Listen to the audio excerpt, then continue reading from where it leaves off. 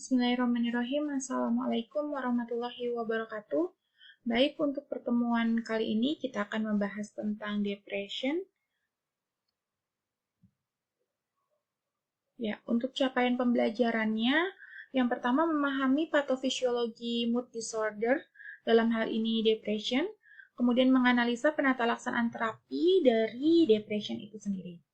Untuk outline-nya, kita akan membahas tentang definisi, kemudian patofisiologi dan penata laksanaan terapi. Baik, untuk definisi terlebih dahulu, di sini depresi digambarkan menjadi suasana hati yang tertekan atau kehilangan minat dan kesenangan dalam kegiatan yang biasanya terjadi pada setidaknya 2 minggu, ya. Jadi satu periodenya itu 2 minggu, disertai dengan gejala depresi seperti perubahan pola makan, kemudian tidur, kelelahan, dan kesulitan berkonsentrasi. Nah, ini bisa mengakibatkan suatu pikiran akan kematian atau bisa mengakibatkan tindakan bunuh diri. Nah, episode depresi dapat berdiri sendiri yang disebut unipolar ataupun bagian dari bipolar, yaitu major depressive disorder. Nah, kondisi ini biasanya terjadi dengan tekanan dan gangguan yang signifikan secara klinik dan tidak disebabkan oleh keadaan berduka atau gangguan lain. Jadi kalau misalnya seseorang ada keadaan berduka, entah itu nauzubillah ya, keluarganya ada meninggal, kemudian juga misalnya ada terjadi musibah seperti itu, kemudian dia berduka. Nah, itu bukan dianggap depresi, tetapi dianggap sebagai kewajaran dari psikologis seseorang seperti itu. Kecuali dia terlalu berlebihan dalam menanggapi hal tersebut. Nah, itu baru nanti kita masuk ke beberapa faktor resiko. Untuk gejala utama ini adalah afek depresinya itu sendiri, kemudian kehilangan minat dan kegembiraan, kemudian berkurangnya energi yang menuju meningkatnya keadaan yang mudah lelah atau menurunnya aktivitas. Jadi pada pasien-pasien depresi biasanya dia cenderung lebih diam gitu, tidak ada aktivitas karena mudah lelah, kemudian juga kehilangan minat dan lain sebagainya. Nah, gejala penyerta dari gejala utama tersebut, yang pertama adalah konsentrasi dan perhatian berkurang. Jadi kurang fokus, tidak fokus gitu pada satu dan dua hal. Kemudian harga diri atau kepercayaan dirinya berkurang, jadi merasa tidak dihargai atau tidak berguna seperti itu ya. Ataupun gagasan tentang rasa bersalah dan tadi yang saya sampaikan tidak berguna. Kemudian pandangan masa depan yang suram, pesimis, kemudian dari beberapa gejala tersebut ada beberapa kasus yang diaplikasikan melalui suatu perbuatan yang membahayakan diri sendiri ataupun sampai upaya untuk bunuh diri. Nah, kemudian hal-hal yang sebagai gejala penyerta tersebut juga dapat mengganggu kualitas tidur ya, bahkan terjadi insomnia, kemudian nafsu makan berkurang, dan hal-hal lain yang memang menjadi penyerta dari gejala utama. Berikut adalah beberapa kategori diagnostik dari depresi. Yang pertama ada depresi ringan, kemudian depresi sedang, depresi berat, dan depresif berulang. Ya, untuk depresi ringan tanpa gejala somatik di sini adalah gejala yang timbul secara fisik gitu ya. Misalnya pusing, kemudian kembung, kemudian juga seperti nyeri sendi, nyeri punggung dan lain sebagainya. Nah, ini untuk depresi ringan ada yang tanpa gejala somatik dan ada yang dengan gejala somatik. Nanti untuk beberapa kategori nanti kan kita juga akan terapi. Nah, ini kita bisa lihat dari gejala yang timbul. Kemudian depresi sedang di sini juga dibagi menjadi dua, ada yang tanpa gejala somatik dan dengan gejala somatik. Nah, kemudian untuk depresi berat ada yang tanpa gejala psikotik dan dengan gejala psikotik. Kalau gejala psikotik ini misalnya timbulnya halusinasi, delusi, bahkan dia arahnya ke waham kepercayaan, kemudian juga bisa nanti diagnosanya bisa naik menjadi kombinasi dengan skizofrenia. Nah, kemudian gangguan depresif berulang, di sini ada episode kini ringan. Depresi berulang tuh jadi dia ada kekambuhan dari depresi yang sebelumnya. Di sini ada episode kini ringan, jadi saat ini depresi yang diderita ringan, kemudian episode kini berat, kemudian episode kini berat tanpa gejala psikotik, dan episode kini berat dengan gejala psikotik ataupun kini remisi. Nah, untuk pedoman diagnosis episode depresi ringan, di sini penegakannya yaitu sekurang-kurangnya harus ada 2-3 gejala utama depresi, kemudian ditambah sekurang-kurangnya 2 dari gejala lainnya. Tadi kan kita sudah bahas ya, ada gejala utama dan gejala penyerta. Jadi nanti kalau misalnya yang ringan itu bisa ditarik dari 2-3 gejala ataupun ditambah dari 2 gejala penyerta lainnya. Kemudian tidak boleh ada gejala berat di antaranya lama seluruh episode berlangsung sekurang-kurangnya sekitar 2 minggu. Hanya sedikit kesulitan dalam pekerjaan dan kegiatan sosial yang biasa dilakukan. Jadi pada pasien depresi ringan biasanya dapat melakukan aktivitas sesuai dengan seperti biasa gitu ya. Baik untuk pedoman diagnosis episode depresi sedang, di sini sekurang-kurangnya ada 2-3 gejala utama dan ditambah sekurang-kurangnya 3-4 dari gejala lainnya. Nah, ini lamanya seluruh episode berlangsung kurang lebih 2 minggu, minimal 2 minggu ya kalau ini ya. Kemudian menghadapi kesulitan dari kenyataan atau meneruskan kegiatan sosial. Jadi dia mungkin sudah tidak lagi bisa secara maksimal melakukan kegiatan aktivitas terutama pekerjaan dan urusan rumah tangga. Kemudian untuk pedoman diagnosis episode berat tanpa gejala psikotik, ini 3 gejala utama depresi harus ada, kemudian ditambah 4 gejala penyerta. Kemudian bila ada gejala penting, misalnya retardasi psikomotor ya yang mencolok, maka pasien mungkin tidak mau atau tidak mampu untuk melaporkan banyak gejala secara rinci.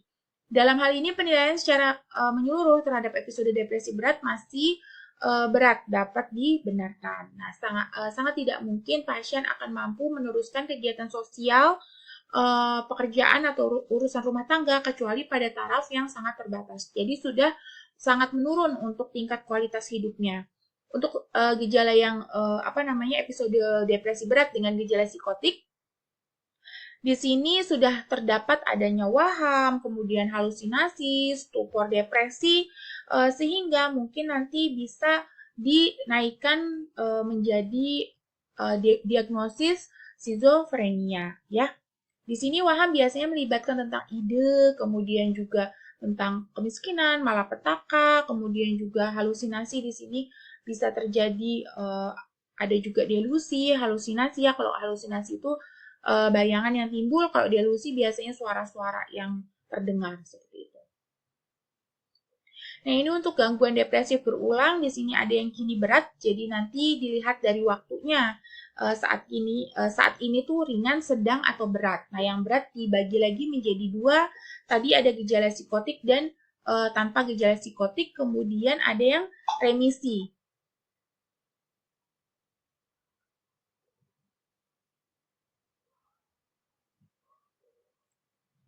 Baik, berikut adalah patofisiologi dari depresi ya. Di sini ada beberapa teori. Yang pertama ada hipotesa amin biogenik, kemudian hipotesis permisif, hipotesis sensitivitas reseptor, dan atrofi hipokampus. Hipotesa amin biogenik. Hipotesa amin biogenik ini menyatakan bahwa depresi dikarenakan kekurangan norepinefrin dan serotonin. Jadi, hal tersebutlah yang dianggap sebagai pencetus depresi. Kesimpulan itu ditarik dengan penggunaan antidepresan pada masa lampau yang efektif bekerja dengan cara meningkatkan ketersediaan monoamin di SIGNAP. Pada hipotesa amin biogenik, perubahan biokimia di dalam otak itu disebabkan oleh faktor genetik. Tetapi pada penelitian berikutnya menyatakan bahwa hipotesa amin biogenik ini tidak cukup untuk menjelaskan bahwa depresi itu bisa tercetus atau terjadi. Sehingga dilakukan hipotesa berikutnya yaitu hipotesis permisif. Pada hipotesis permisif ini berfokus pada serotonin di rape nuklei batang otak. Nah, di sini menyatakan bahwa berkurangnya serotonin menyebabkan adanya depresi karena kadar norepinefrin yang menurun. Jadi memang norepinefrin dan serotonin ini kan sejalan. Kalau dopamin dia berkebalikan. Kalau serotoninnya menurun berarti norepinefrinnya menurun sehingga dia menyebabkan adanya depresi. Nah, hal ini ditegaskan pada hipotesa permisif ini ada dua hipotesa ya, dua penelitian gitu, penemuan yang menunjukkan bahwa yang pertama, serotonin utuh itu diperlukan oleh saraf norepinefrin untuk berfungsi secara optimal. Sehingga kalau serotoninnya turun, berarti saraf norepinefrinnya juga akan menurun. Kemudian yang kedua, obat-obatan yang meningkatkan konsentrasi serotonin di sinaptik itu, seperti SSRI itu, memang terbukti bisa menerapi secara efektif. Nah, kemudian dilakukan juga penelitian lanjutan di hipotesa permisif ini. Jadi adanya pengurasan atau depresi triptofan, yaitu triptofan itu prekursor dari serotonin. Jadi dia merupakan asam amino yang kalau kita teruskan gitu sintesisnya, itu akan menghasilkan serotonin. Nah, ini pengurasan atau depresif dari triptofan itu ternyata tidak berpengaruh pada suasana hati subjek yang sehat. Jadi kalau pasiennya sehat, triptofannya rendah itu tidak berpengaruh dengan suasana hatinya. Nah, kemudian hanya 50% saja orang yang sehat yang memiliki riwayat depresi mengalami kekambuhan gejala depresi setelah mereka mengalami depresi dari triptofan tersebut. Jadi memang perlu adanya peran antara neurotransmitter berupa norepinefrin dan serotonin secara bersamaan ya. Seperti itu. Kemudian hipotesa berikutnya adalah terkait dengan sensitivitas reseptor. Nah, obat pada tubuh kita itu akan menerima atau akan menimbulkan efek itu jika onsetnya dia terpenuhi. Obat-obat antidepresan biasanya beronset 6-8 minggu. Nah, ini reseptor yang berada di saraf pasca sinaptik dapat mengalami supersensitivitas. Supersensitivitas ini merupakan respon yang merupakan kompensasi dari saraf pasca sinaptik yang menerima stimulasi yang terlalu sedikit. Jadi kalau misalnya tadi kan ada penurunan nih serotonin dan norepinefrinnya, dia terlalu sedikit, makanya dia itu menjadi super sensitivitas gitu, agar dia bisa mencukupi ketersediaan zat aktif tertentu di dalam otak seperti itu ya. Nah, untuk mengompensasi kekurangan stimulasi tersebut sehingga dia meningkatkan responsivitasnya. Jadi responsivitasnya ditingkatkan, sensitivitasnya juga ditingkatkan untuk dia mengimbangi kurangnya stimulasi tadi.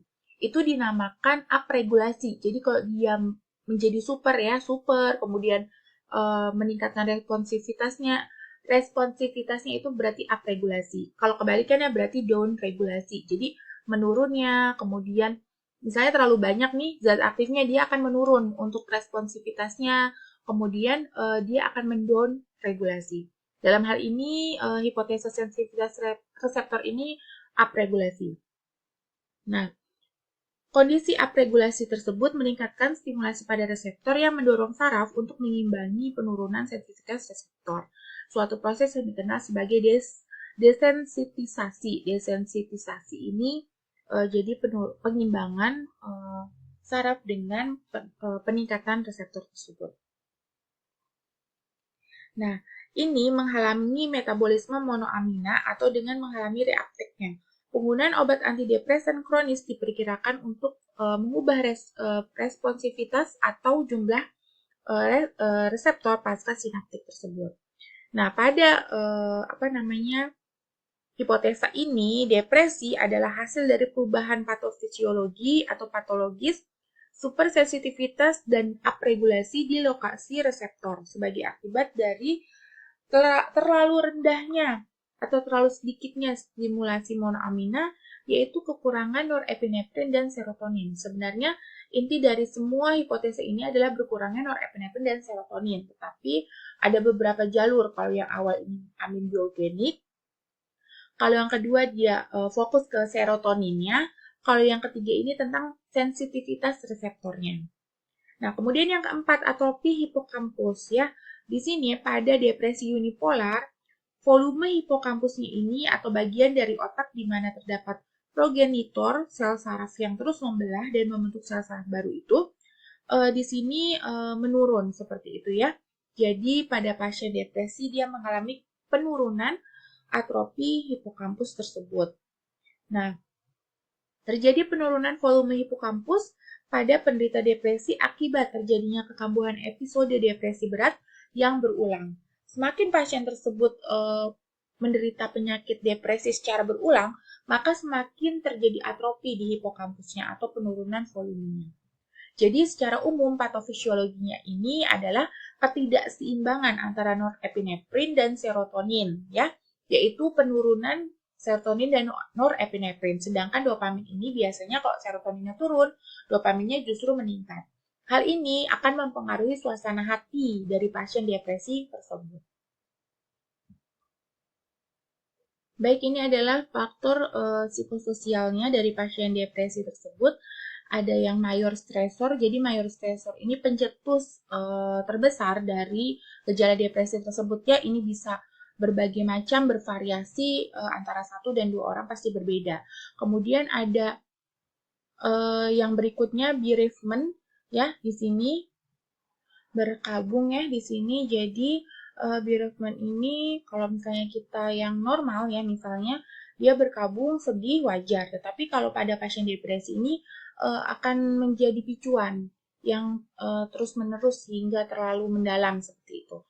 Kemudian culture di sini tentang adat istiadat dan lain sebagainya, etnik juga, kemudian umur, gender ya, kemudian ada kehamilan, kemudian menyusui, itu kan perubahan hormonal ya. Jadi pasien juga biasanya dia dipengaruhi adanya mood depresi seperti itu ya. Kemudian family history, jadi tadi kita sudah bahas terutama di hipotesa amin biogenik bahwa ada distribusi atau ada kontribusi dari genetik di sini ya. Oleh karena itu family history ini akan menjadi suatu faktor psikososial variabel. Nah, diagnosa bandingnya untuk depresi yang pertama adalah gangguan kondisi medis umum. Jadi misalnya pasiennya depresi dikarenakan ada penyakit tertentu, misalnya DM, hipertensi ya, itu juga bisa kita ukur. Jadi gejala depresi yang terjadi pada pasien DM, hipertensi itu seperti apa. Kemudian induksi zat, kemarin temennya ada yang bertanya ya, apakah rokok bisa meningkatkan terjadinya depresi atau menjadi diagnosa banding di induksi zat? Ya bisa ya, karena rokok itu di dalamnya ada zat-zat adiktif tertentu yang bisa mengakibatkan ketergantungan ya. Kemudian zat-zat lain seperti psikotik, kemudian narkotik dan lain sebagainya. Kemudian tadi kalau misalnya depresinya sudah berat, dia sudah ada waham, halusinasi, itu diagnosa bandingnya bisa ke arah skizofrenia. Tadi ya berduka berkabung tadi juga bisa menjadi diagnosa banding. Jadi kalau pasiennya ternyata triggernya dari berkabung, berarti kita diagnosa bandingnya berduka. Kemudian gangguan kepribadian lain. Nah, ini beda antara gangguan psikiatri, gangguan neurologis dengan gangguan kepribadian. Jadi kalau gangguan kepribadian itu lebih ke penyimpangan ya, misalnya berkepribadian ganda, kemudian gangguan kepribadian lainnya gitu ya. Nah, itu beda. Kalau di sini adanya struktural di tubuh kita yang memang dia tidak seimbang, bukan tentang kepribadian. Beda ya untuk depresi dengan gangguan kepribadian. Tetapi gangguan kepribadian ini bisa sebagai diagnosa banding. Kemudian gangguan skizoafektif. Nah, ini arahnya juga sama tentang skizofrenia.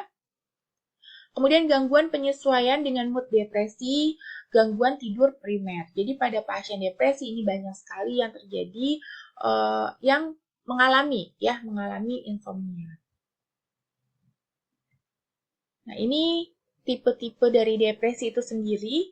Yang pertama ada mayor depresi. Untuk mayor depresi ini memang sebagian besar diagnosa depresi itu masuk ke dalam mayor depresi. Mayor depresi ini sulit ya ditentukan penyebabnya gitu. Jadi ada beberapa pencetus atau trigger yang memang terjadi begitu saja dan pasiennya itu mengalami depresi. Ini sebagian besar memang tipenya untuk depresi adalah mayor depresi. Kemudian yang kedua ada persistent depression disorder ya, PDD. Nah, di sini persistent depression ini pasiennya sudah mengalami depresi secara kronis, jadi dia sudah lama gitu proses depresinya, tapi mungkin baru didiagnosa atau baru dia diperiksakan seperti itu sehingga dia sudah mengalami hal-hal yang memang putus asa dan lain sebagainya. Kemudian yang ketiga ada manic depression atau bipolar disorder. Jadi ini arahnya lebih ke bipolar nantinya karena dia berhubungan dengan mood swing seperti itu. Kemudian depresif psikosis. Depresif psikosis ini berarti gangguan depresi yang timbul dengan adanya gejala-gejala psikosis lainnya. Misalnya halusinasi, delusi, dan lain sebagainya ya. Nanti mungkin ini arah diagnosa bandingnya ke skizofrenia. Kemudian perinatal depression di sini pada ibu-ibu yang menyusui, hamil, dan lain sebagainya itu memang kondisi hormonalnya kan dia berubah. Sehingga dia cenderung akan menderita atau mengalami kejadian depresi dikarenakan tadi serotoninnya itu menurun gitu ya. Jadi dia mempengaruhi suasana hati. Begitu pula pada menstrual dysphoric disorder untuk depresi ini sendiri. Sama ya kasusnya terkait dengan hormon. Nah, ini ya untuk mayor depresi tadi merupakan gangguan depresi utama yang klasik, kemudian juga dia merupakan depresi yang unipolar. Jadi dia berdiri sendiri gitu ya. Nah, ini gejalanya kurang lebihnya sama ya, gejalanya keputusasaan, kesuraman dan lain sebagainya. Nah, ini persisten jadi dia sudah terjadi secara kronik atau disebut distimia ya, depresi yang kronik. Nah, ini memang sudah ke arah tidak percaya diri gitu ya, merasa tidak berharga dan lain sebagainya. Nah, beberapa pasien ini memang mengalami depresi besar atau depresi ganda. Jadi adanya kombinasi antara depresi lain, antara depresi persisten ini dengan depresi lainnya, gitu ya, karena dia sudah kronis lama gitu. Nah, kemudian manic depression atau bipolar depression ini terdiri dari manik dan hipomanik. Jadi kalau misalnya pasien bipolar itu biasanya ada dua kejadian yang manik dan hipomanik. Pada saat dia manik, dia itu senang berlebihan atau tenaganya itu energinya gitu ya. Dia itu maksimal. Tetapi pada saat dia hipomanik, dia menurun gitu, kelelahan, penarikan diri, dan lain sebagainya ya. Nah, ini ada gejala hipomanik, perasaan sedih, kurang energi, kemudian pemikiran untuk bunuh diri, kehilangan minat. Sedangkan pada saat manik, dia energi tinggi, kurang tidur loh. Kenapa Bu kok kurang tidur ya pada fase manik? Iya, karena dia terus beride, memiliki banyak ide, kemudian banyak kegiatan gitu. Dia tidak merasa lelah pada saat itu, pada saat manik ya. Kemudian euforia sampai bisa mungkin merusak dirinya sendiri. Misalnya dia bekerja terus-terusan atau berlari terus-terusan ya. Dia tidak berhenti gitu ya karena dia dalam episode manik tersebut. Nah, pada episode itu dia mengalami peningkatan harga diri dan kepercayaan diri yang tinggi. Sebelum kita masuk ke terapi farmakologi, kita mengingat dulu farmakologi antidepresan ya. Di sini secara ringkas saja ada beberapa golongan antidepresan. Yang pertama antidepresan trisiklik ya, atau TCA. Ini yang memang pertama ditemukan dan memang dari dulu sampai sekarang memang efektif untuk depresi ya, untuk mengobati depresi. Nah, antidepresan trisiklik ini atau TCA ini mekanismenya adalah penghambatan reuptake serotonin dan norepinefrin.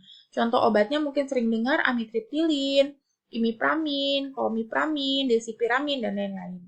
Nah, kemudian yang kedua adalah serotonin norepinefrin reuptake inhibitor. Ini juga sama ya, SNRI ini menghambat reuptake serotonin dan norepinefrin secara menyeluruh ya. Nah, contoh obatnya venlafaxine. Kemudian ada monoamin oksidasi inhibitor atau MAOI. Di sini menghambat enzim monoamin oksidase. Tadi kan kita sudah bahas di hipotesa aminobiogenik. Nah, di sana ada enzim monoamin yang bisa kita mempengaruhi keseimbangan norepinefrin dan serotonin. Nah, ini diblok sehingga serotonin dan norepinefrinnya tetap tinggi ya di dalam otak, tidak menurun gitu ya. Nah, contoh obatnya phenelzine dan tranilcypromine. Oke, kemudian yang paling familiar dan memang banyak sekali digunakan untuk pasien depresi saat ini ya dibandingkan trisiklik, Ini adalah Selective Serotonin Reuptake Inhibitor atau SSRI.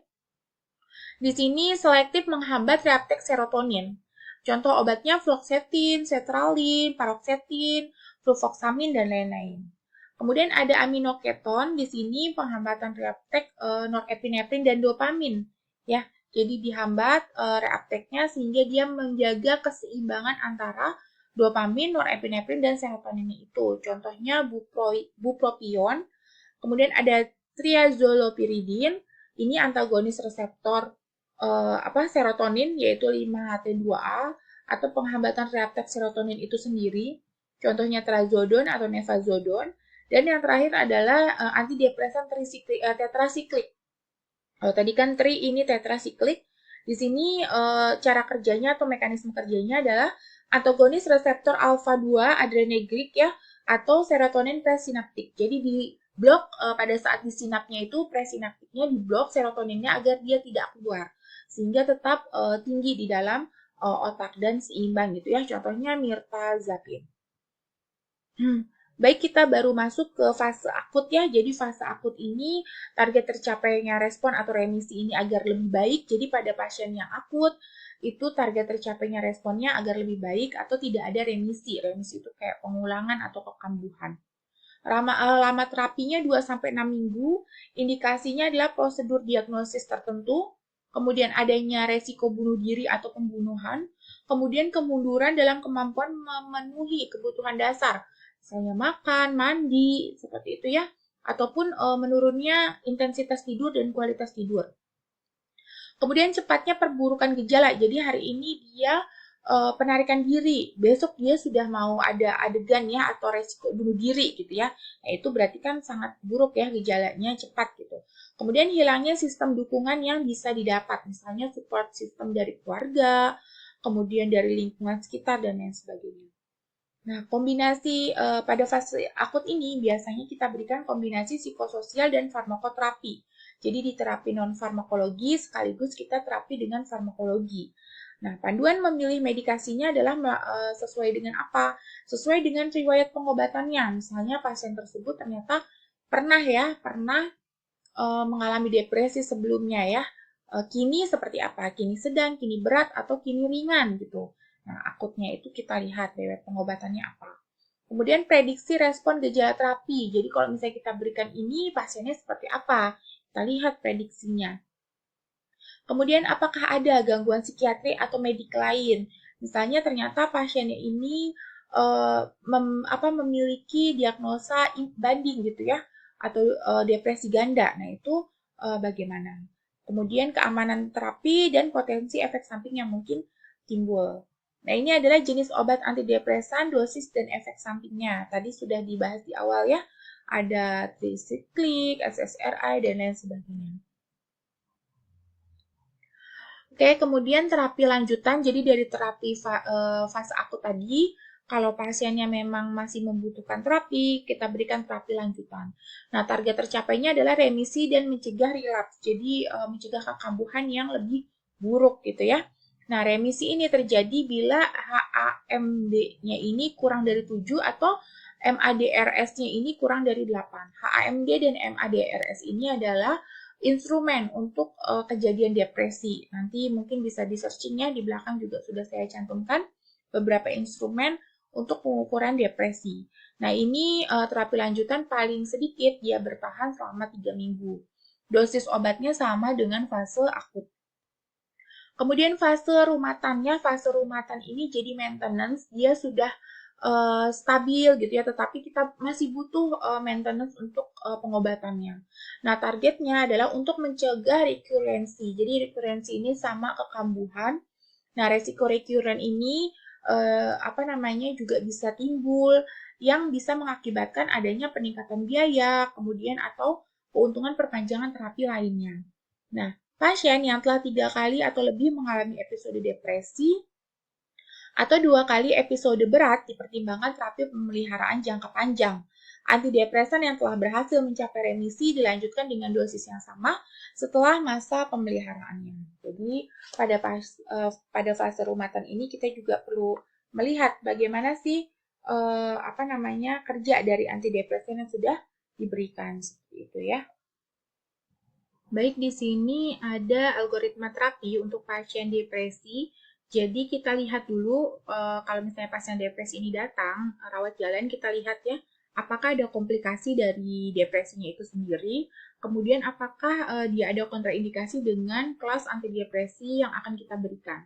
Jika ini sudah aman, tidak ada kejadian apapun di sini, kita bisa berikan SSRI. SSRI ini serotonin selective reuptake inhibitor ya. Jadi misalnya fluoxetine dan lain sebagainya, nah itu bisa diberikan. Pemberian SSRI ini kita monitoring dengan respon yang timbul. Yang pertama di sini adanya kegagalan terapi, kemudian ada respon terapi yang parsial, jadi hanya sebagiannya saja. Kemudian ini adanya respon yang utuh atau total ya. Nah, untuk respon yang utuh dulu ya. Respon yang utuh berarti dia dilakukan maintenance untuk penggunaan SSRI itu kurang lebih 4-9 bulan dengan adanya kontinuitas. Jadi dia harus berkesinambungan, tidak boleh berhenti ya, seperti itu. Nah, ini kemudian jika diperlukan pasien misalnya masih dia ada gejala-gejala depresi selama lebih dari 4-9 bulan ini 4-9 bulan ini, dia bisa melanjutkan terapi sampai 12-36 bulan untuk maintenance-nya. Jadi SSRI yang tadi dipakai jika responnya dia baik, dia bisa menggunakan 4-9 bulan dulu di awal, kita lihat gejalanya gitu ya. Kemudian setelah kita rasa masih perlu gitu untuk maintenance, kita lanjutkan 12-36 bulan gitu. Kemudian untuk partial respon di sini setelah memaksimalkan dosis tentunya ya. Di sini kita lihat beberapa pemilihan obat lainnya ya. Pertimbangan penambahan obat dengan misalnya non-SSRI, misalnya tadi antidepresan, litium, tiroid hormon, atipikal antipsikotik, dan lain sebagainya, itu bisa menjadi pemilihan terapi berikutnya ya. Atau kita switch ya, obat tadi, misalnya SSRI tadi kita switch dengan SSRI lain atau non-SSRI yang antidepresan lainnya. Baik, jika pasiennya setelah di-switch ya, setelah diganti obatnya, dia responnya baik, maka sama, dilanjutkan lagi terapinya 4-9 bulan pada terapi yang rutin, atau kita nanti jika diperlukan 12-36 bulan terapi yang sama tadi untuk maintenance.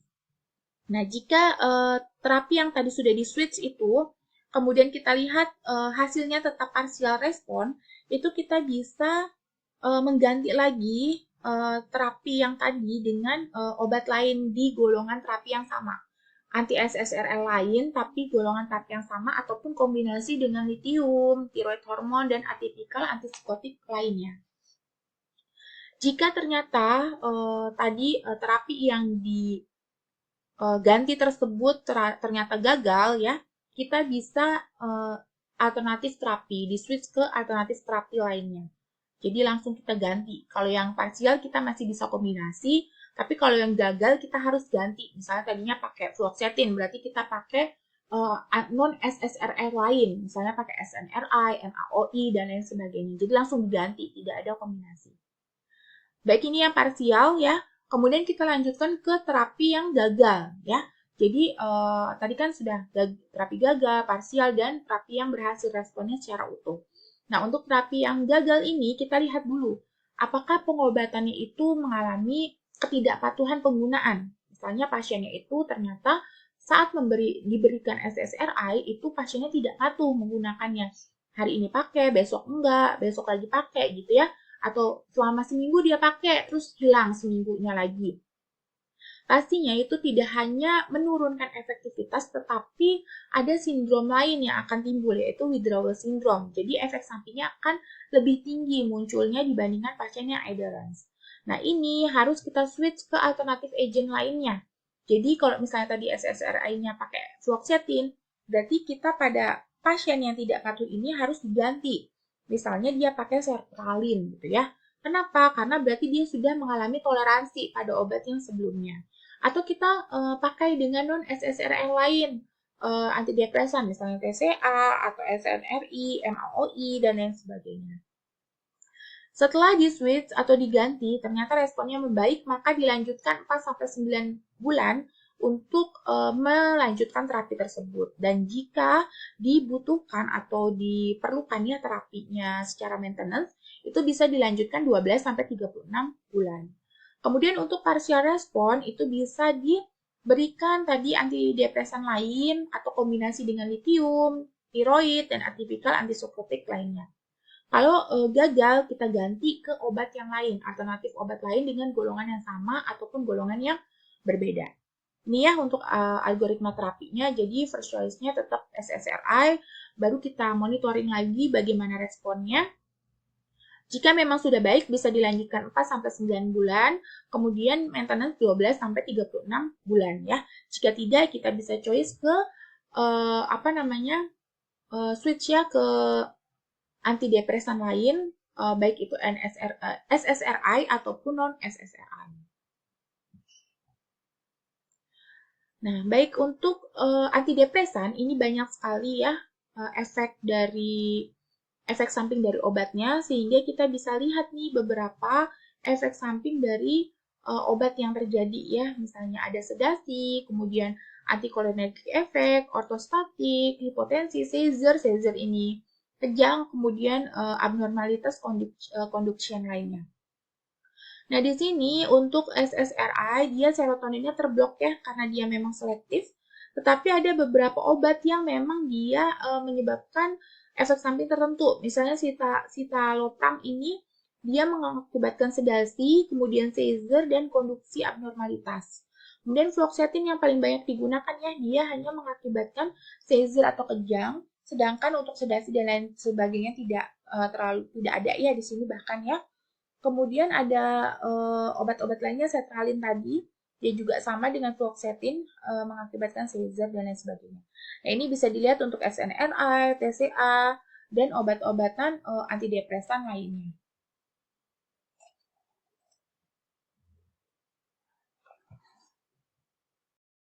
Baik, kita masuk ke skala pengukuran atau instrumen pengukuran ya. Di sini ada HAMD dan MADRS ya.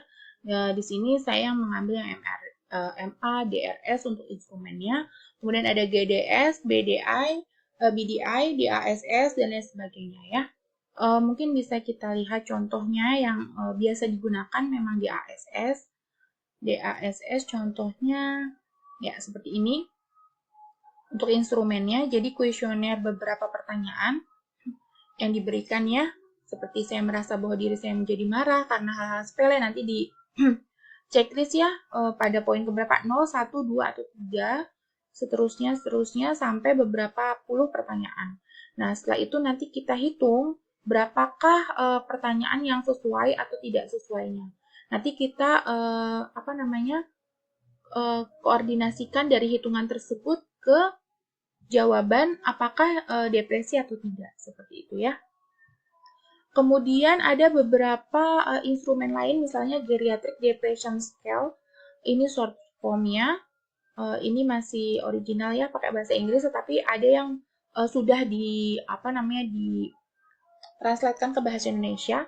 Jadi ini memang untuk beberapa pertanyaan ya. Nah, ini nanti kita lihat bagaimana, apakah misalnya basically satisfied with your life, bagaimana pendapatnya tentang kehidupan, apakah ada penyesalan dan sebagainya. Nah, itu kita lihat gitu ya. Ini beberapa instrumen yang mungkin nanti kalau adik-adik berniat skripsinya mau mengukur instrumen tersebut, mungkin bisa dicari instrumennya sesuai dengan kebutuhannya. Baik, mungkin itu dari saya ya terkait dengan depresi.